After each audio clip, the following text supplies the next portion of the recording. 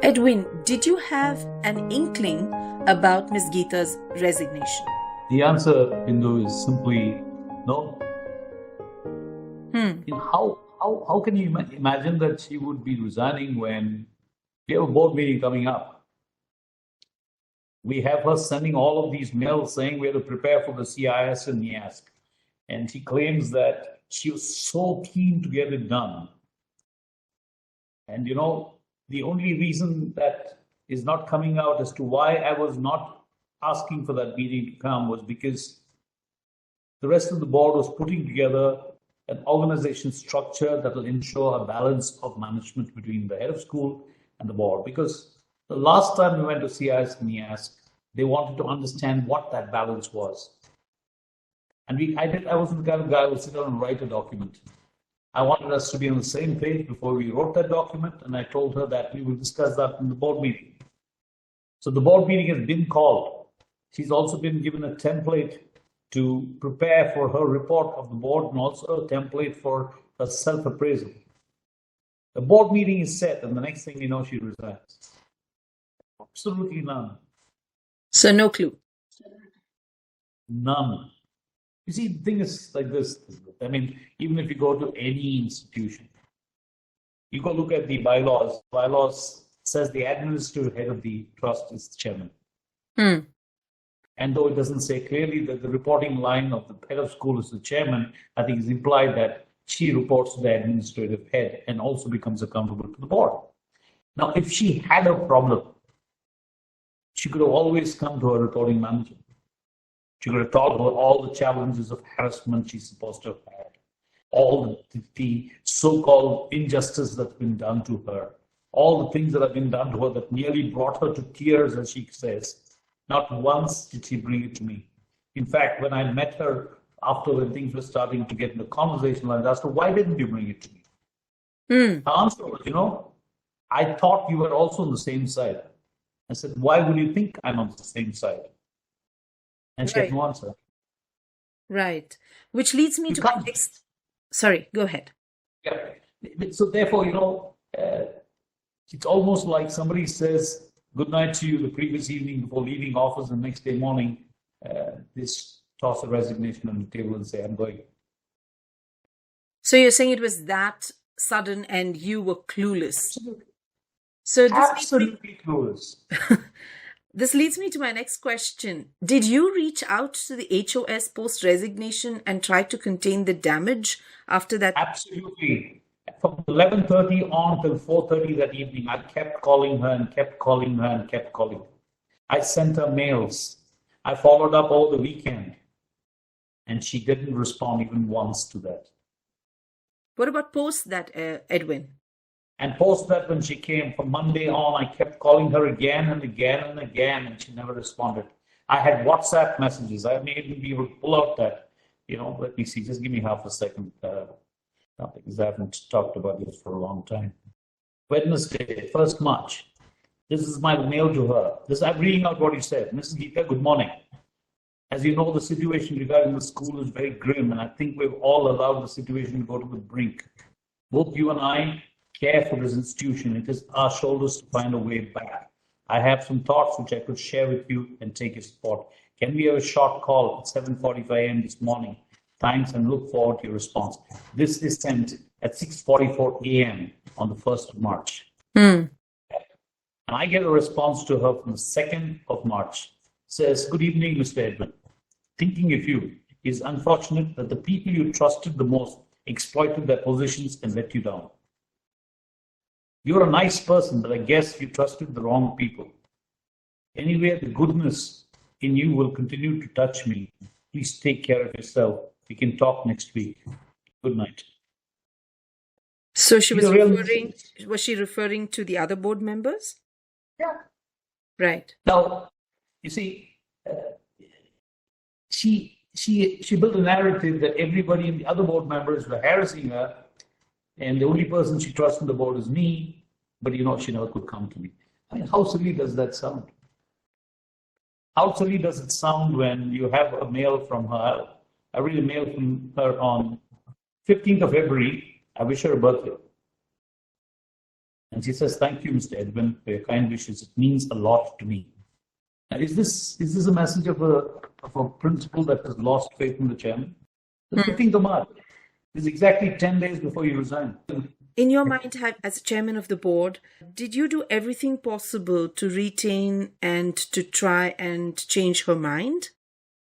I did everything that was humanly possible to do it. Humanly possible to do. I reached out to her from the very moment the paper came, and finally she met me only a week later. And that was, she said, "I can't meet you alone. I'll only meet you with all of the other board members." I said, "No, ma'am, can we meet with the office bearers?" She said, "No, no, no. I want Rishi and I want Vijay to be there too." Sure. Finally, then that was the condition. We met with that. Not a problem. And I did request her to pull her resignation back. Told her, "Look, we can always sort out things if they haven't gone well." But it appeared that the game was something different altogether. Moving on to something else. In the first week of March, you admitted that you were wrong in front of the HOS and staff in the presence of your board. Why did you Correct. feel the need to apologize? I'll tell you. I think that's a philosophical question for me, and I said the same. Whoever was there in the board in that meeting with the teachers that they heard me say this, so I'll say the same thing again. I've been in leadership for many, many years, and it's a tough job if you want to be a true leader.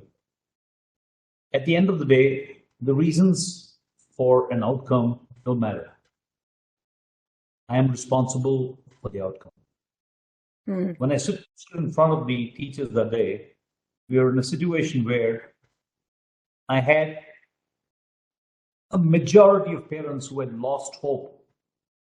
I appeared to be facing a bunch of teachers who seemed to have decided that it's no longer worthwhile to work for the school. I had a bunch of board members that were almost at loggerheads with one another. And in my personal opinion, that is leadership failure. You can call it anything you want. It can be any reason. It can be the fact that we had 267 pages of WhatsApp conspiracy happening in the back end. It was my job to understand there was a conspiracy. You may ask me, is it humanly possible? Perhaps it's not. That's the price you bear when you're a leader. Therefore, when I stood there and I said, "I'm sorry," and I also said there, and I said, in my school of leadership, because they kept pushing me there saying, "Tell me who is in the board to blame for what's happening." And my answer was very consistent. I said, anything that's happened is my leadership failure. And therefore, I am sorry for it. I still say that. I think you're being very hard on yourself to imagine that you could see through people's heads into conspiracies.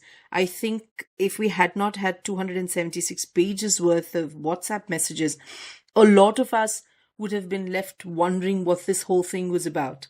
Having said that, let me try and clarify this. So when you apologized, you were not saying mea culpa. You were not saying that you're guilty of something, as in that you had done something, with money or something like that. You were taking responsibility from the point of view of the buck stops here. Am I right? Absolutely. Absolutely. In fact, I said that many times. In fact, if I recall, I even looked at Geeta at that time and said, "Geeta, if things fail in your school, your teachers did something that destroyed the future of children, who would take responsibility for it?" She said, "I would." So I'm doing the same thing. I'm responsible at the end of the day. The thing is that if you cannot foresee there are 267 pages of conspiracy going on the back. Correct. That's not important. But I should have found a way to believe that it would probably, at that point of time, the good thing would have been to get the larger parent body and say, "Look, I suspect something is going wrong. I don't know what it is. I can't put my finger on it, but here are all the red flags that I'm seeing that's happening. And I think we need to sit down and think together about it." Maybe I could have done that. But then, like they say, hindsight vision is 20/20. But valuable lessons for me as a leader. So there were danger signs. Now that you talk about it, there were danger signs all over. Red lights flashing all over the place. And we kind of simplified it in our mind, thinking it just had to do with some some amount of rivalry between Vijay and Rishi on one direction and the other and Rashmi on the other side of the table. That's too simplistic for me to think that. So I should have seen a pattern. And I started seeing that when the problem happened, but I should have seen it earlier. So my apology then was true, and it still stands today. I think as a leader, I let my people down. Right. So what I understand from what you just said is you dismissed things as personality issues between Yadav and Rashmi on one side and Rishi and Vijay on the other side. Am I right in understanding that? Instead of realizing Absolutely. that these people were Absolutely right. actively trying to sabotage the board. Absolutely right. And therefore, as a good chairman, I mentoring both sides and saying, look, guys, we need to work together. And there are times I've been extremely harsh on Yadav in the board, asking him why he cannot collaborate. But little did I know that all of these things were being engineered, these things were happening because they're supposed to happen. Correct. A little while ago, you mentioned something that I would like to talk about a little bit more. Why was there so little communication from the board to the parents, despite so many burning issues? You just alluded to it, but can you tell us why you thought that, an open house at that point may not have been a good idea? See, I think the last crisis that I communicated to the teachers was regarding, to the parents was regarding the school, the road. We had a huge problem of access, and if you would look at it, I transparently shared with the parents what we were doing and how we were solving it, and we finally managed to resolve it quite comprehensively. But then when I looked at the fact that we were having challenges with the head school, we are having challenges in the way the board was collaborating and functioning. Even now, I'm not too sure, Bindu, maybe this is learning for the future, as to how a board could bring this to a larger group of parents, okay? Without causing panic. Maybe we need to think of structure where we have a board of governors, where we have a working group of consulting parents that are offline from the board, but the board can go to. Like you guys created one, which is representatives of every class. Right. They would have been a smaller group that you could go and say, hey, look, I'm having a challenge. What's your counsel? Doing that for 700 parents in an open house, we've all seen what happens when somebody triggers them the wrong way. It's mob fury. So I don't think the platform of communicating to the board is open house. I don't think that anymore. I think we have to think of something more structural. And one of the things I would suggest to the board of governors on the top, and a set of reps from the various schools that are an interface between the board and the parents. And of course, the subcommittees, and these all are in place. I think communication will happen by itself. Right. If you could go back and change things in the board, apart from the one that you've just discussed, what else will you change with 2020 hindsight? 2020 hindsight, not just in the board, I would change a few things in the school. The first thing that I would change is how board members are chosen. I don't know what the solution is, but obviously the way we have now is not working. Yeah, because you can have lobbying and you can end up having 4 versus 3 in a board. And everything goes to vote. Everything is an argument. And there's divisions. We have to sit down and think how this board is going to get constituted with people that have capabilities and have proven track records. Should part of the board be nominated? Should part of the board be elected? I don't know, but it would benefit if the parents sat together and said, how do we do it? Because, please, when you think this thing could happen all over again. Yeah, which is the horror story for all of us who are watching. So that's the first thing that I would really apply thought to and say, how is a board constituted?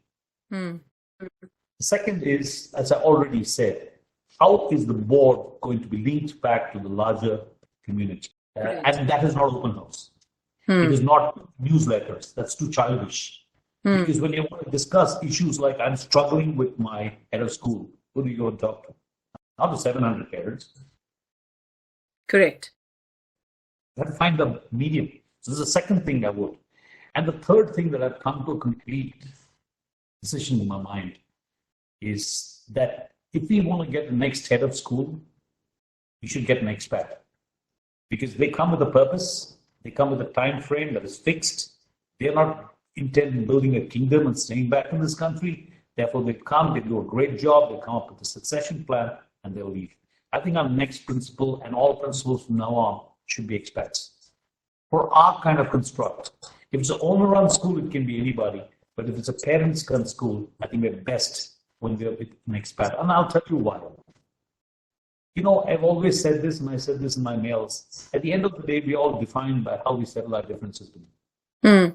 Whether it's in our families, whether it's in our work, or whether it's an institution or society. If we all pull out swords and decide that's the way to solve problems, then it's there. I think if we have to think of a collaborative environment in a parent-run institution, we need a head of school who comes with that refinement to be able to enable collaboration. And I'm sorry to say this, but I think a guy who comes from the Western world inherently has these capabilities a lot more than leadership that comes from our circle. I'm not being racist, very proud Indian, but we've got to call a spade a spade.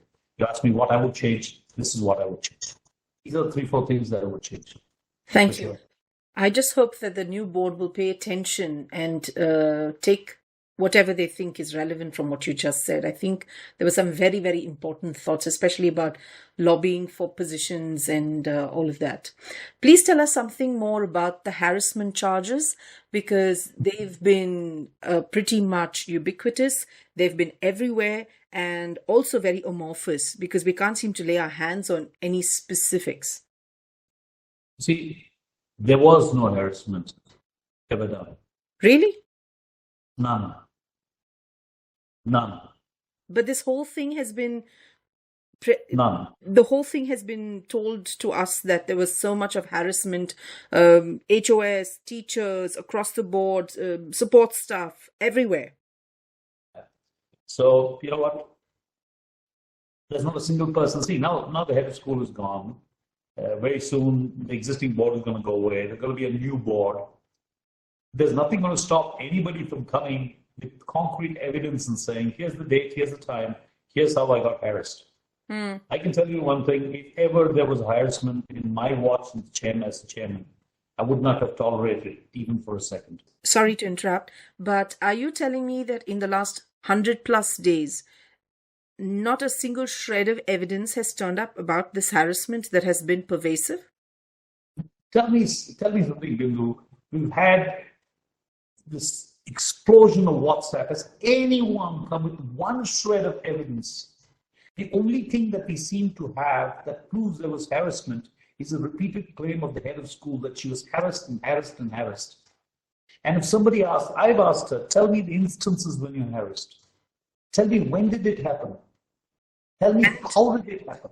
And there's not one instance that's been given, except to say that whenever Rashmi and Yadav come to me, they don't speak to me with respect. Now, that can mean anything from here to the moon. So you think disrespect and harassment are two separate things? You see, the thing is, disrespect done and disrespect perceived are two different things. Disrespect perceived, and they're important things. If the disrespect perceived is because of the words used, the body language, the tonality of what was said, then that can't be forgiven. Right. If disrespect is seen as, you don't agree to my point of view, you're questioning everything I do, you're asking me to be accountable, you don't trust anything I do, you want evidence for everything I do, and therefore I feel disrespected, then I think there's something there that needs to be rethought of. Is that what you're saying was wrong between the HOS and Yadav? Is that what Yadav wanted? Is that what Rashmi wanted? I think there's Yadav is a guy that is completely driven by action. I mean, you all have seen him. Now, look at those videos that were circulating of parents that literally came and actually physically nearly assaulted Yadav, and you saw the way with which he responded. You've seen Yadav responding in the open house yesterday. Does that even occur to you as a person that goes about screaming, shouting at people and raising in hands and waving fists under people's noses and eyes? I don't think. I think there have been tremendous situations where I told you, head of school was consciously changing rules, doing things that wasn't even informed to the board, things where she didn't even take counsel from the board, things that she said, I will do because it's the right thing for me to do. I think they would have had a number of differences of opinion. But harassment, I don't think I've had proof of even one of them. I don't think anybody has proof of one of them. So let me, sorry to be pressing on this, because this apparently has been the biggest elephant in the room as far as this entire episode is concerned. So which is why I'm going back to it again. So from what I understand, you're saying that, or let me just speculate and you can tell me if I'm wrong, that in your understanding of Yadav for years, you have not seen him walk around screaming and shouting at people. Is that what you're saying? Would Yadav be a kind of guy that pushes people to perform? Absolutely. Is he kind of person that you'll use foul language and insulting language to hurt people? I would very much doubt that is the Yadav we know. Thank you for that clarification. Moving on to another question. What about the entire saga on the meditation group shocked you? You were on the inside.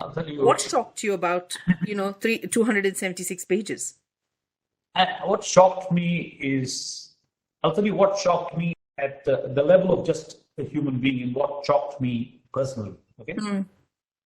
What shocked me at the level of a human being is that somebody who is part of a community of school, where we're all supposed to be parents. We're not politicians, we're not gangsters, we're parents. And to believe that parents with the level of evolution and education that we all had would actually sat down to conspire and engineer almost a riot shocks me beyond words. I can't even believe it is possible. And I even carry with me a view that this was not even being driven by the actors in that WhatsApp play. Maybe there's somebody more behind the scene that's driving all of this. I don't know. Because it is difficult for me to conceptualize that the parents that I walked with and I talked with and I had my kids studying in the same school would actually be doing this in almost real time. I just can't believe it. And let me tell you what shocked me at a personal level and brought this home as saying, Edwin, you know what? Don't deny it. You better be shocked. And I'll tell you what that was. We went and met with these guys in Coffee Day, and the guys we were supposed to meet turned out to be totally different from the people who were supposed to come for the meeting. But Ravi and I went ahead with that meeting because we were keen to bring on, things back to school. Who were these guys that you were supposed to meet, Edwin? I got a call from Vijaya. Not Vijaya. Right. And Vijaya is Accenture, and I have a lot of respect for her as a professional. And she called me and said, Edwin, the 5 people nominated from the board want to talk to you and find a way out. Are you willing to meet them? Are you talking about the IB5? Yes. All right. I said, absolutely. If their 5 are coming, I'll absolutely be there. And then they said, yeah, but Rishi and Vijay will also be there. I said, I prefer they are not there. So the meeting was set up, and these 5 were supposed to be there. I convinced Ravi to come with me. I said, Ravi, trust me, we're going to have a good conversation. We're going to find a way out. Because I was worried that the school was getting into a constitutional crisis. And it turned out to be true. We are, which is coming out of it now. So everything that I feared for did indeed happen after that. And my shock when Ravi and I walked there and we found there was a lady sitting who I don't know, but now I'm told Ganesh Koduru's wife. I didn't know it at that point of time. Shravan. There was another guy called Ajay sitting there, and then shock of shock, Sai was sitting. Sai. Ravi, of course, was a lot more vocal than me and said, I'm not going to do this meeting. Sai is sitting there. And I had to step in and say, it's okay, we'll talk. Now, after we spoke, it was all agreed that, certain steps would be taken, some things would happen. And I was supposed to send a notice for an AGM because nothing that I got agreed in that meeting was done. So I decided I'm going to send a notice for AGM. That's Right. when Rishi called me and he told me, Edwin, I'm really hurt. These are the words he told me. I'm really hurt by what is happening. In fact, I'm also thinking of pulling my child out. Edwin, I know exactly where you're coming from. I really believe in you. You know what? We need to find a way to solve the problem. So please don't send the AGM notice. I'll organize for a meeting with the IB5. I said, I don't know who they are. He said, I also don't know who they are. But I will organize it for you. And this was at 8 o'clock the previous night. Right. And then he called me and said, I'm not able to get them. Can we talk again at 7 o'clock or something in the morning? At 7 in the morning, he refused to pick up the phone. Finally, when he picked it up, he said, he took his dad to the hospital or something. He said, I've still not got these people. Then it became 8 o'clock. And he said, I'm struggling. I'm not able to find them, Edwin. But you know what, Edwin? These guys are so bad. These parents are bad. These guys who are driving it is bad. I want to be on your side. We will solve this together. And then as I was talking about this Ravi thing, a lot of things that he said started falling apart in my head. He said, this guy seems to be playing a game. There was no intention of setting a meeting up. And so at 9 o'clock, I sent that message out. Then I called Rishi and told him I sent it out. And suddenly, he pulled out his claws and said, you're a hopeless guy. All right? And now when you read this transcript of the Thomas scripts or whatever it's called, it's mentioned very clearly there how Rishi claims so nicely to the rest of the group, how he's kind of fooling me and keeping me on hold while we're working there. Things like that. When I read that, I said, man, oh man, here's a guy who works in Wells Fargo. Yeah? It's the most trusted banking brand in the world. So I'd like to believe people who work for the brand, would also reflect that kind of values and honesty. Guy working in a multinational is talking to me as an equal and telling me, Edwin, I'm on your side, and all the time planting in the back and saying, I'm playing this shit. That brought it home to me, and I said, wow. Wow.